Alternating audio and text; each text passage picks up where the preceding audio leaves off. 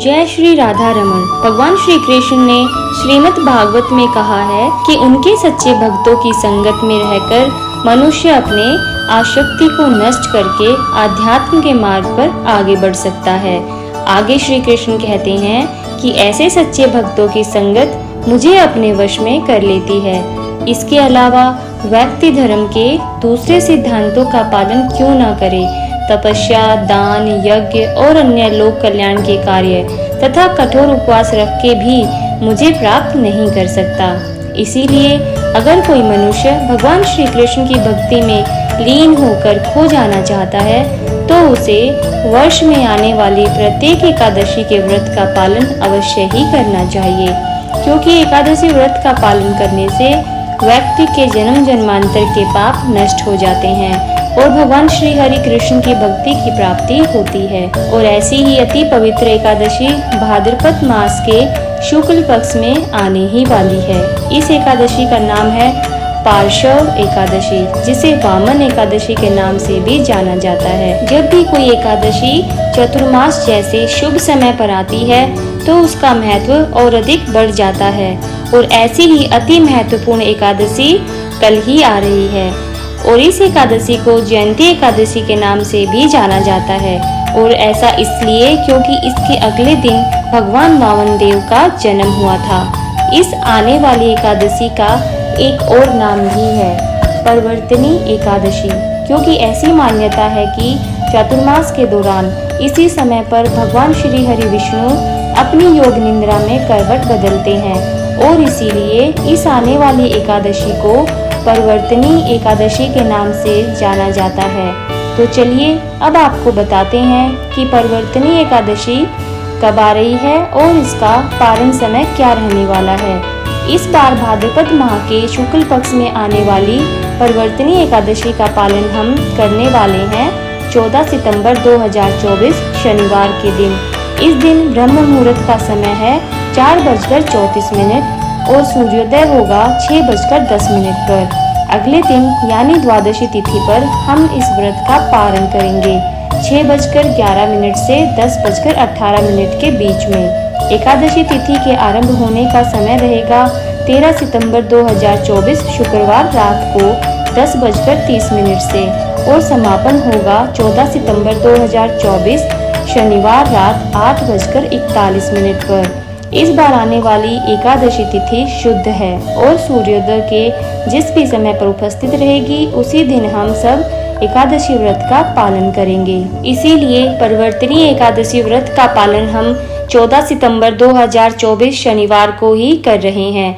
हिंदू शास्त्रों के अनुसार प्रत्येक माह में आने वाली एकादशी तिथियां एक समान ही फल देती हैं तथा मनुष्य का इस मृत्यु लोक में उद्धार करने वाली होती हैं, जिससे उसका ये लोक और परलोक दोनों ही सुधर जाते हैं।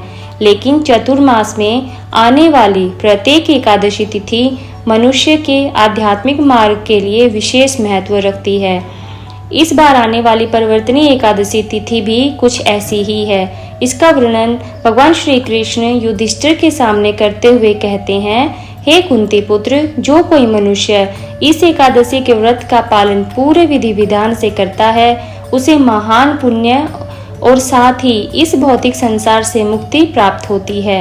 इस एकादशी की महिमा के सुनने मात्र से ही व्यक्ति के पूर्व जन्म के सारे पाप नष्ट हो जाते हैं। एकादशी का यह व्रत इतना पवित्र है कि इसके पालन करने से अश्वमेघ यज्ञ के समान फल की प्राप्ति होती है। इसीलिए जो कोई मनुष्य इस भौतिक महामाया के चक्र से निकलना चाहता है तो उसे परिवर्तनी एकादशी का पालन अवश्य ही करना चाहिए। जो भी व्यक्ति इस एकादशी के व्रत का पालन करना चाहता है उसे इस एकादशी के दिन भगवान वामन देव की आराधना करनी चाहिए। इस प्रकार वह मनुष्य भगवान ब्रह्मा, विष्णु और महेश तीनों ही देवों की पूजा कर और जब उसकी मृत्यु का समय आता है तो इसमें कोई संदेह नहीं कि वो सीधा श्री हरि के धाम में जाता है। तीनों लोकों में इस एकादशी व्रत से उत्तम कोई और व्रत नहीं है। इस एकादशी के महत्व को बताते हुए भगवान श्री कृष्ण आगे कहते हैं, हे कुंती पुत्र, कार्तिक माह के शुक्ल पक्ष में आने वाली हरिबोधिनी एकादशी तक मैं क्षीर सागर में योग निद्रा के रूप में विश्राम अवस्था में रहता हूँ। इस चतुर्मास के 4 महीनों में मनुष्य द्वारा अर्जित किए गए पुण्य फल अत्यधिक शक्तिशाली होते हैं। इसीलिए भाद्रपद माह में आने वाली इस परिवर्तनी एकादशी का पालन भी उतना ही महत्व रखता है। इसे पूरी सावधानी के साथ करना चाहिए। श्री कृष्ण कहते हैं कि जो भी मनुष्य मेरे द्वारा वर्णित इस एकादशी के व्रत का पालन पूरे विधि विधान से करता है, वो इस संसार में सारे भौतिक सुख प्राप्त कर लेता है और मृत्यु के बाद दिव्य गोलोक में स्थान प्राप्त करता है। जो भी मनुष्य इस कथा को केवल सुनता मात्र भी है, उसे देवलोक प्राप्त होता है और वह मनुष्य चंद्रमा की तरह अपनी आभा चारों ओर बिखेरता रहता है। इसके अलावा जो कोई भी पूरी निष्ठा व सच्ची श्रद्धा से इस एकादशी व्रत का पालन करता है, उसे 1000 अश्वमेघ यज्ञ कराने के समान ही फल प्राप्त होता है। तो इसीलिए हम सबको यही प्रयास करना चाहिए कि इस एकादशी के व्रत का पालन हम पूरे नियमानुसार व श्रद्धा भाव से करें। इस दिन जितना अधिक हो उतना अधिक श्री कृष्ण के मंत्रों का जाप करना चाहिए। श्री कृष्ण भगवान का महामंत्र है हरे कृष्ण कृष्ण कृष्ण हरे हरे, हरे राम राम राम हरे हरे। इस महामंत्र की कम से कम 16, 25 या फिर 32 मालाओं का जाप अवश्य करना चाहिए। इस दिन भगवान वामनदेव के जीवन चरित्र से जुड़ी कथा व कहानियां अवश्य सुननी चाहिए। एकादशी के दिन अन्न का सेवन किसी भी रूप में नहीं करना चाहिए। फिर भी आवश्यक होने पर आप दूध, फल, जल या फिर एकादशी के दिन बनने वाला प्रसाद ग्रहण कर सकते हैं, लेकिन हो सके तो दोपहर 12 बजे तक निर्जल उपवास का पालन अवश्य करें। ऐसा करने से आपको वामन द्वादशी के व्रत का फल भी प्राप्त हो जाएगा। दोपहर 12 बजे के बाद आप अपनी इच्छा व आवश्यकता के अनुसार दूध, फल, जल तथा एकादशी प्रसाद ग्रहण कर सकते हैं। एकादशी व्रत के सारा दिन अपने मन को भगवान श्री कृष्ण के चरण कमलों पर ही केंद्रित करें, क्योंकि भगवान श्री कृष्ण ने स्वयं कहा है कि इस संसार में जो भी सकारात्मक या फिर नकारात्मक प्रक्रिया हो चुकी है या फिर हो रही है, उसकी उपेक्षा करके केवल मेरी ही शरण लेनी चाहिए, क्योंकि इस संसार के प्रत्येक जीव के हृदय में मैं ही विद्यमान हूँ, मैं ही परमेश्वर हूँ। पूरे मन से मेरी शरण लेकर मनुष्य मेरी कृपा से सभी प्रकार के भय से मुक्त रह सकता है। इसीलिए सभी मनुष्य को अपनी इच्छाओं को नष्ट करके अपना हृदय भगवान श्री कृष्ण के चरण कमलों में ही केंद्रित करना चाहिए और तब दान, यज्ञ जैसे धार्मिक क्रियाओं से प्राप्त होने वाले फल के लालच में पड़े बिना मनुष्य को भगवान की शुद्ध भक्ति पर ही अपना ध्यान व चित्त लगाना चाहिए, और शायद इसे ही तपस्या कहा गया है।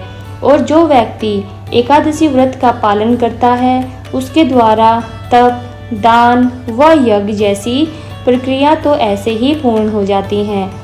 यज्ञ अर्थात भगवान श्री कृष्ण के नाम का संकीर्तन यज्ञ। दान का अर्थ हुआ अपनी योग्यता अनुसार किसी योग्य व्यक्ति को दिया गया दान। तपस्या अर्थात शरीर से अन्न का त्याग करके व्रत द्वारा और मन से सभी बुरे विकारों का त्याग करके शुद्ध चेतना से तप करना। बस यही तो है एकादशी व्रत की सच्ची पालन विधि। एकादशी व्रत के पालन के दिन इसकी कथा का श्रवण भी अवश्य करना चाहिए। तो चलिए इस परिवर्तनी एकादशी का पालन पूर्ण श्रद्धा व नियम पूर्वक करते हुए भगवान श्री कृष्ण की शुद्ध भक्ति प्राप्त करने का एक और प्रयत्न करते हैं। भगवान श्री कृष्ण का आशीर्वाद हम सब भक्तों पर ऐसे ही बना रहे, इसी मंगल कामना के साथ। राधे राधे।